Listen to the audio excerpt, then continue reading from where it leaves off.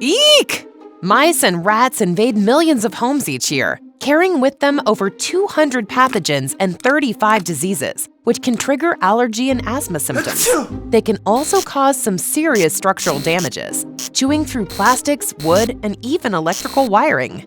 Here are some tips to help protect your home from these rodents ransacking your way of living. Tip 1. Repair damaged screens, vents, and openings to chimneys. If you notice tiny invaders creeping into the home, make sure to check out these places in the home, which sometimes get overlooked.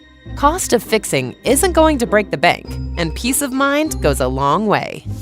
Tip 2. Store food in airtight containers and dispose of garbage regularly. If a rodent does break into your home barrier, they're most likely to invade where the food is. Make sure to keep your edibles inaccessible to the little furballs. Tip 3. Keep attics, basements, and crawl spaces well ventilated and dry. While we tend to forget about these places, mice and rats love dwelling in the hard-to-get areas of our homes. If you keep them in good condition, the less likely you'll have a vermin in your home.